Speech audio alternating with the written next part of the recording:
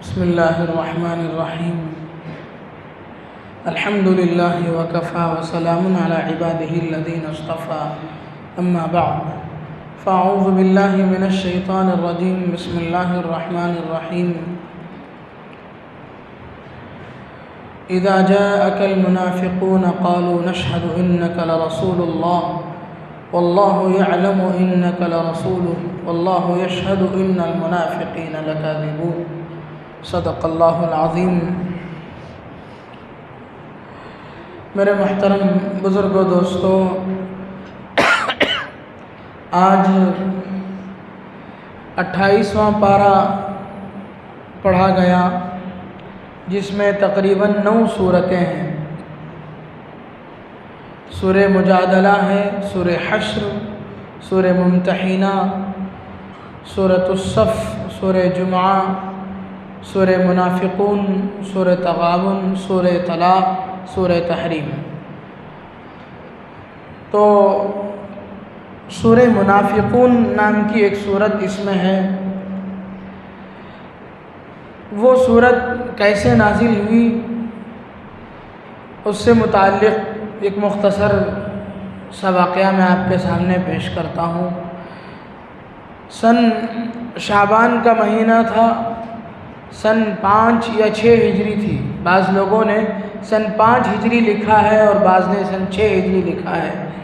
سن 6 ہجری شعبان کا مہینہ تھا.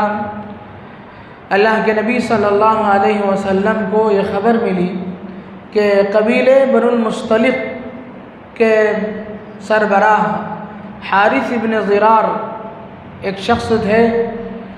وہ مسلمانوں کے خلاف جنگ کی تیاری کر رہے ہیں. اللہ کے نبی صلی اللہ علیہ وسلم کو جب یہ اطلاع ملی تو آپ علیہ الصلاۃ والسلام نے مسلمانوں سے کہا کہ ہمیں بھی تیار ہونا چاہیے. چنانچہ آپ علیہ الصلاۃ والسلام ان سے ٹکر لینے کے لیے، ان سے نبرد آزما ہونے کے لیے مدینے سے نکل کر کے ایک علاقہ تھا مریسع نام کا، وہاں پہنچے. وہ ایک کنواں تھا مریسع نام کا، پانی کی جگہ تھی. وہاں پہنچنے کے بعد دونوں ٹیم کی صفیں آپس میں سامنے صف بستہ ہو گئیں. مقابلہ تیروں سے شروع ہوا. تیر اندازی سے مقابلہ شروع ہوا.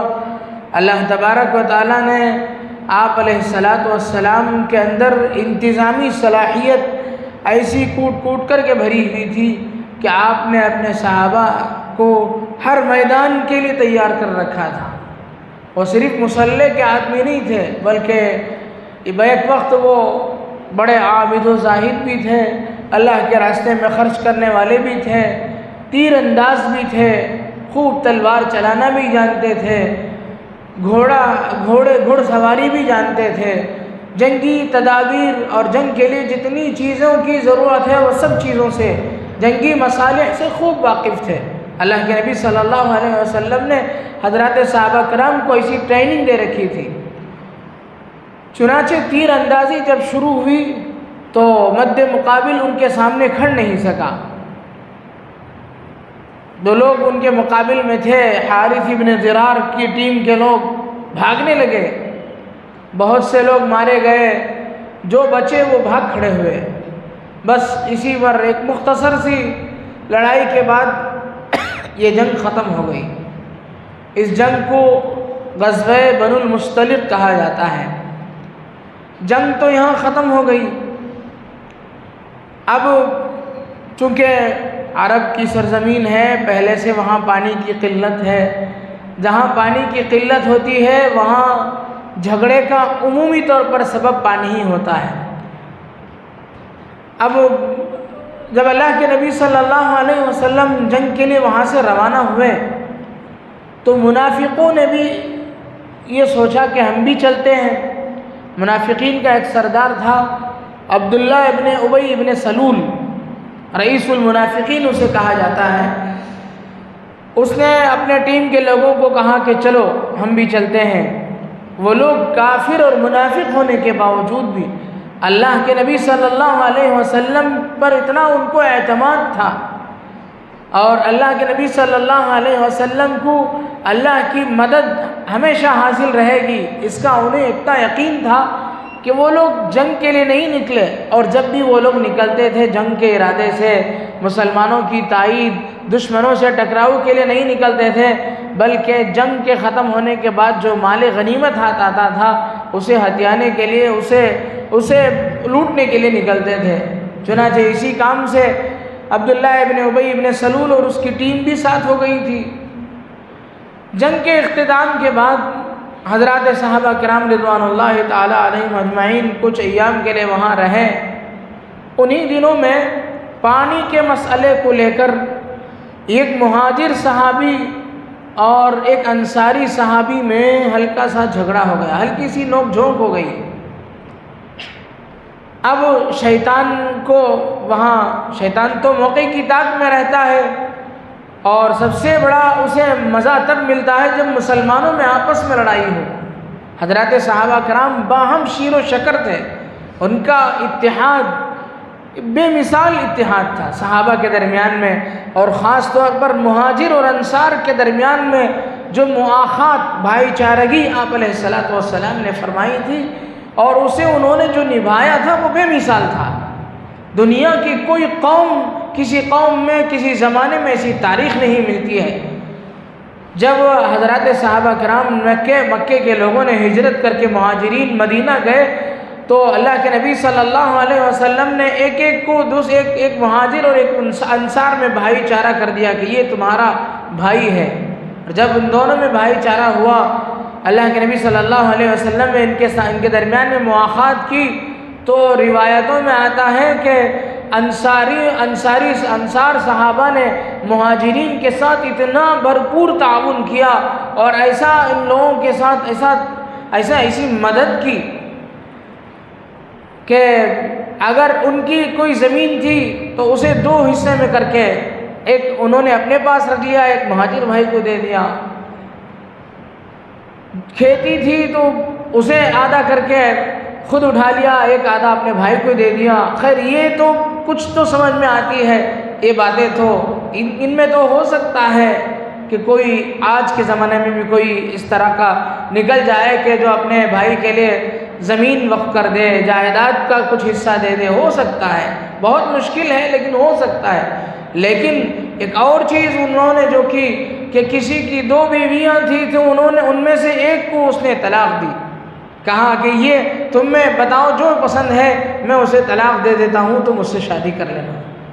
ایسی کوئی مثال ہو سکتی ہے تو کوئی اس کی تصدیق کرتے ہوئے بھی لوگ اسے ہچکچاتے ہیں، کیا انہوں نے انصار نے کیسا تعاون کیا، مہاجرین نے بھی ایک طرف اپنا سب کچھ چھوڑ دیا اور انصار نے بھی ان کے ساتھ ایسا رویہ اختیار کیا، تو شیطان کی بڑی ناک کٹی اس میں۔ اور اسی ہجرت اور نصرت کی بنیاد پر اللہ تبارک و تعالیٰ نے اسلام کو غلبہ عطا فرمایا تھا، تو شیطان بڑے طاق میں رہتا تھا کہ کس طریقے سے ان میں ٹوٹ پڑے اور اسلام کی پوری عمارت متزلزل ہو جائے، اسلام کی پوری عمارت ختم ہو جائے۔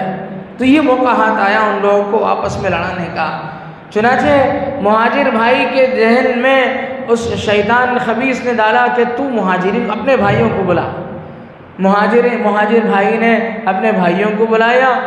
اب انصار بیچارہ کیا کرتا، وہ اپنے ساتھیوں کو بلایا، تو یہاں جو مقابلہ شروع ہونے والا تھا وہ انصاری اور مہاجرین میں ہونے والا تھا۔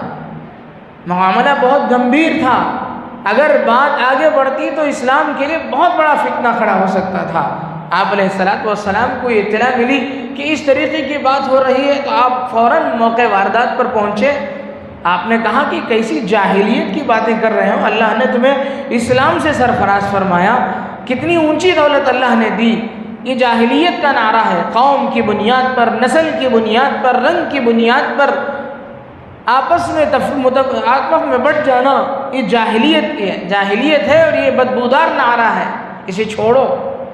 چنانچہ اللہ کے نبی صلی اللہ علیہ وسلم کا فرمانا تھا تو فوراً شیطان کی ساری چالیں ناکام ہو گئیں، سب نے سب پھر دوبارہ باہم شیر و شکر ہو گئے، سب نے ایک دوسرے کو معاف کیا۔ اب ایک تو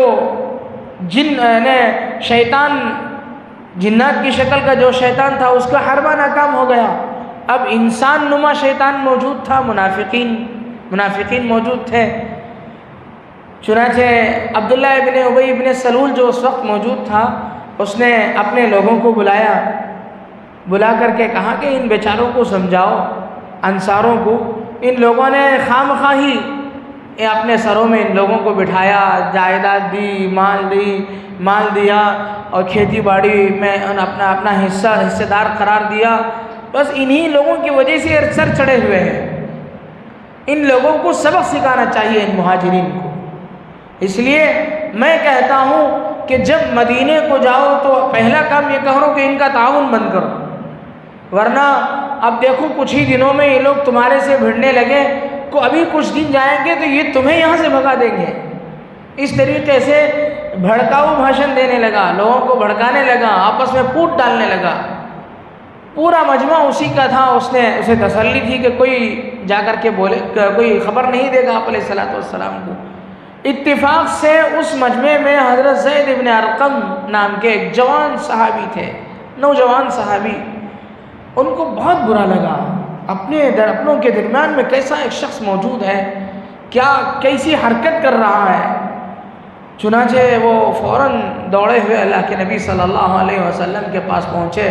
یا رسول اللہ، عبداللہ ابن ابی اتنا بڑا آدمی، قوم کا سردار مانا جاتا ہے، اس نے ایسی گھٹیا حرکت کر رہا ہے، وہ انصار اور مہاجرین میں پھوٹ ڈالنا چاہتا ہے اور کہتا ہے کہ جب مدینے کو جاؤ تو عزت والے ذلت والوں کو نکال دو۔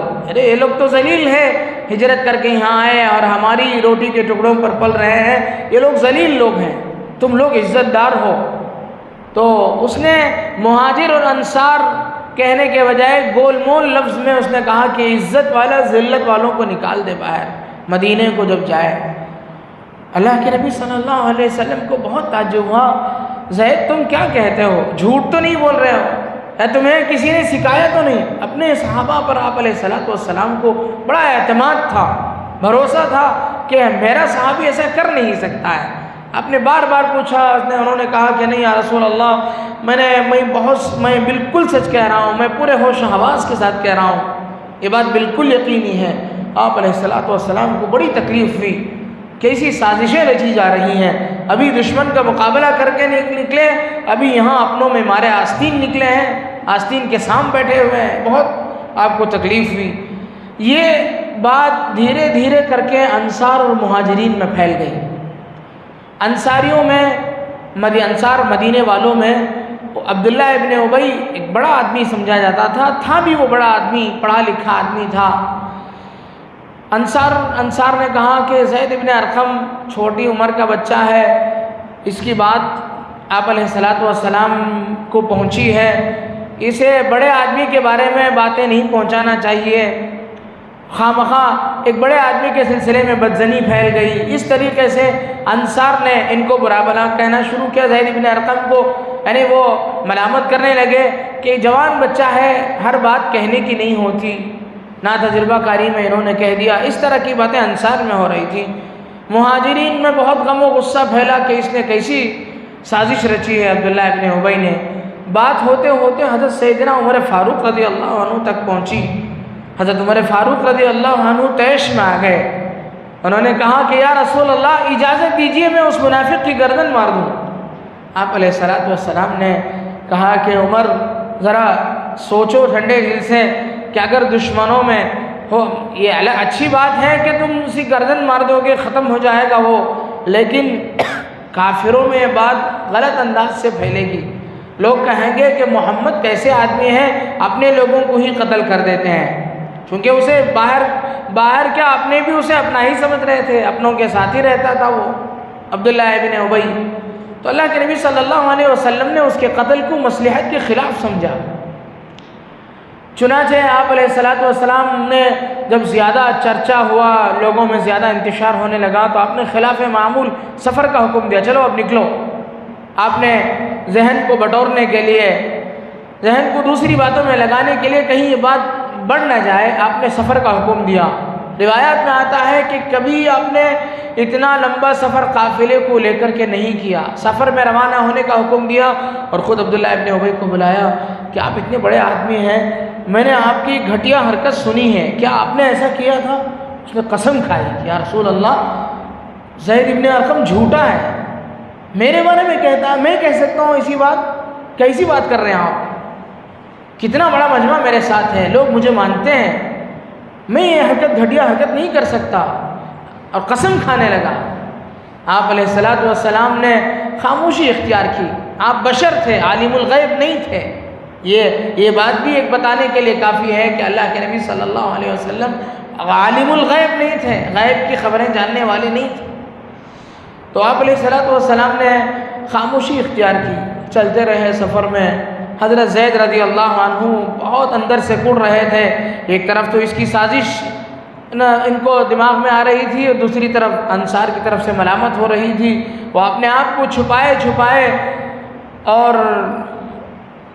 اب ادھر عبداللہ ابن ابی ابن سلول جو منافق تھا، اس کا بیٹا عبداللہ، ان کا جو بیٹا تھا عبداللہ، وہ اللہ کے نبی صلی اللہ علیہ وسلم کے پکے صحابی تھے، اللہ کے نبی صلی اللہ علیہ وسلم سے بڑی محبت کرنے والے صحابی تھے۔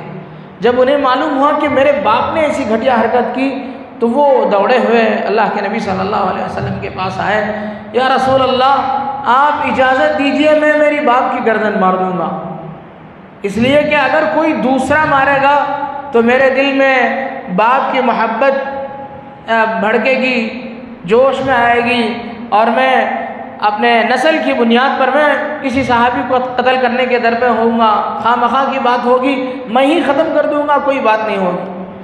اللہ کے نبی صلی اللہ علیہ وسلم نے کہا نہیں بیٹا آپ جاؤ، اپنا کام دیکھو، اپنا کام کرو۔ چنانچہ چلتے رہے حضرت زید ابن ارقم بار بار اللہ کے نبی صلی اللہ علیہ وسلم کی سواری کے قریب جاتے، دیکھیں کہ اللہ کے نبی پر وحی کے نظریے سے اطلاع ہوتی ہے کہ نہیں۔ وحی کے موقع پر آپ علیہ الصلوۃ والسلام پر عجیب کیفیت طاری ہو جاتی تھی، اس کیفیت کو محسوس کرنے کے لیے بار بار جاتے کہ ورنہ میں جھوٹا قرار پاؤں گا، پورے معاشرے میں جھوٹا سمجھا جاؤں گا۔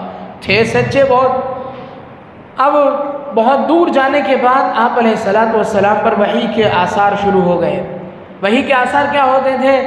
آپ نبی علیہ الصلوۃ والسلام کا امت پر کتنا احسان ہے، سوچنے کی ضرورت ہے کہ آپ نے ایک طرف منافقین کا، مشرکین کا مقابلہ کیا، اپنے ساتھیوں کی ٹیم تیار کی، اپنے بچوں کو بیوہ کیا، سب قربانیوں کے ساتھ ساتھ ایک قربانی یہ بھی تھی کہ وحی اترتے وقت بڑی تکلیف ہوتی تھی آپ پر۔ وحی ایک بہت ثقیل چیز تھی۔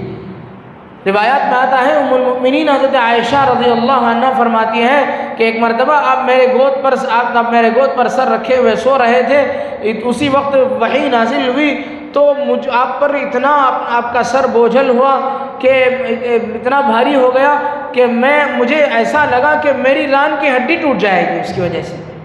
اور حدیث پاک میں ہے سخت ٹھنڈ کا موسم ہوتا تھا، آپ علیہ الصلوۃ والسلام کے پیشانی سے پسینہ نکل جاتا تھا، اتنی سختی ہوتی تھی، اتنا سخت مرحلہ ہوتا تھا وحی کا نزول ہونا۔ تو اب وحی نازل ہونے کی کیفیت طاری ہوئی تو حضرت زید بن ارقم بہت خوش ہوئے، ان کی تسلی ہوئی۔ چلتے اللہ کے نبی صلی اللہ علیہ وسلم نے زید بن ارقم کو کان کھینچ کر کے، ان کی سواری پر وہ تھے، آپ علیہ الصلوۃ والسلام اپنی سواری پر تھے، کان کھینچ کر کے کان میں کہا یا غلام صدق اللہ حدیثک، اے لڑکے اللہ نے تیری بات کو سچ کر دیا۔ وَنَزَلَتْ سُورَةُ الْمُنَافِقُونَ مِنْ أَوَّلِهَا إِلَى آخِرِهَا فِي أُبَيِّ بن عبداللہ ابن ابی ابن سلول۔ فرمایا کہ پوری سورت عبداللہ ابن ابی ابن سلول کے خلاف نازل ہو گئی ہے، اللہ نے تیری بات کو سچ کر دیا۔ چنانچہ اللہ کے نبی صلی اللہ علیہ وسلم کی یہ بات ان کے فرزند کو پہنچی تو وہ پھر انہوں نے ان کے باپ کے گھوڑے کو روکا، ان کے باپ کے گھوڑے کو روک کر کے ان کو پکڑا اور کہا کہ منافق ہے تو کہتا ہے کہ عزت والا ذلت والے کو نکالے گا، بتا عزت والا کون ہے، ذلت والا کون ہے، اپنے باپ کو کہہ رہے ہیں۔ لوگ انصاری اور ان کے برادری کے جو لوگ دیکھنے والے کہتے تھے، جن کو معلوم نہیں تھا، وہ کہتے تھے اپنے باپ کے ساتھ ایسا معاملہ کرتا ہے۔ اللہ کے نبی صلی اللہ علیہ وسلم کی سواری بھی ہوتے ہوتے ان کے پاس آ گئی۔ آپ علیہ السلام نے کہا بیٹے کیا ہوا؟ انہوں نے کہا کہ یا رسول اللہ میں نے سنا ہے کہ اس نے واقعتاً یہ جملہ کہا ہے۔ وہ منت سماجت کرنے لگا کہ بیٹے میری کیا عزت ہے۔ باپ اپنے بیٹے سے منت سماجت کر رہا تھا کہ بیٹے میری کیا عزت ہے، میں تو عورتوں اور بچوں سے بھی زیادہ ذلیل ہوں، مجھے چھوڑ دے۔ آپ علیہ السلام نے کہا بیٹا چھوڑ دے اسے، انہیں چھوڑ دو۔ چنانچہ اس کے بعد یہ لوگ مدینہ پہنچے۔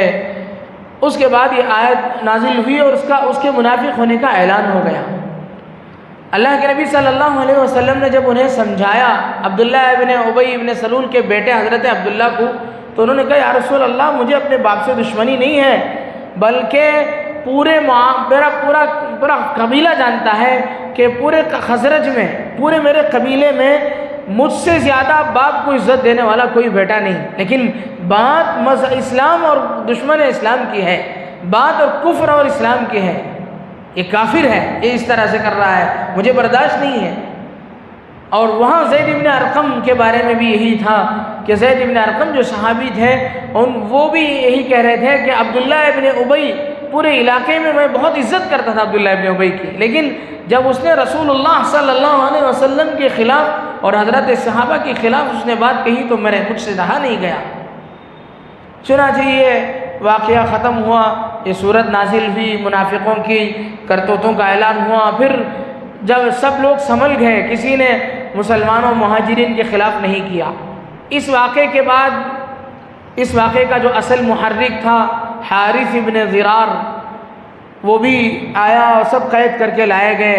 ان کی بیٹی حارث ابن ضرار کی بیٹی حضرت جویریہ، جو بعد میں حضرت آپ علیہ السلام کی ازواج مطہرات میں شامل ہو گئی تھی، وہ بھی قید ہو کر کے حضرت ثابت ابن قیس ابن شماس ان کے ہاں باندی بن کر کے گئی۔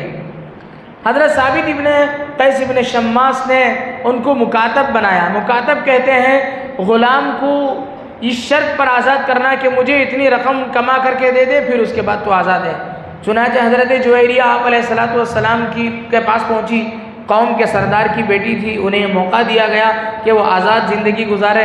اللہ کے نبی کے پاس نہیں، اللہ کے نبی صلی اللہ علیہ وسلم سے کہا کہ یا رسول اللہ میرے پاس کچھ نہیں ہے، میرے آقا نے اس طرح کی بات کہی ہے، آپ میری مدد کیجئے۔ آپ علیہ السلام نے کہا کہ میں اتنا مال عطا کرتا ہوں، تو جا اور ثابت ابن قیس ابن شماس کے پاس پہنچا اور تو آزاد ہو جا، اور پھر تو میری نکاح میں آ جا۔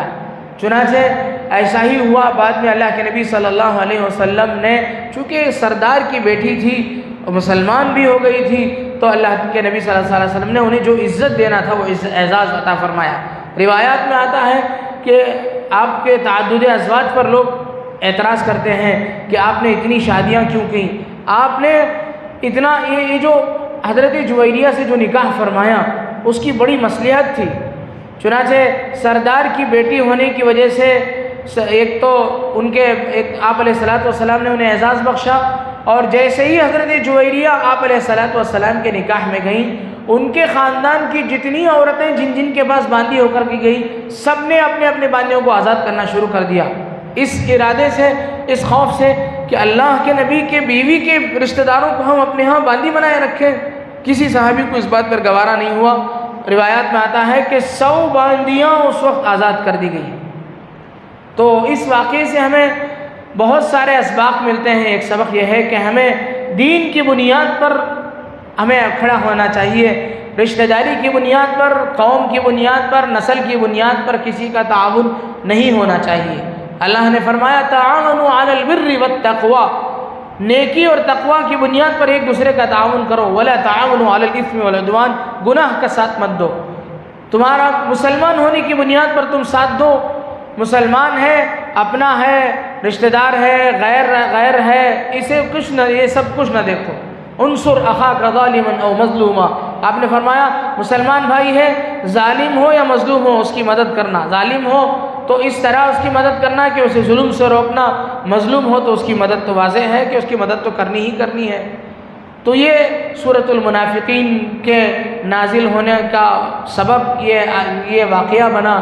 اللہ تبارک و تعالیٰ سے دعا ہے کہ اللہ تبارک و تعالیٰ اس واقعے میں جو چیزیں عبرت کے قابل ہیں ان سے ہمیں عبرت لینے کی توفیق نصیب فرمائے۔ آمین۔ وآخر دعوانا الحمد للہ رب العالمین۔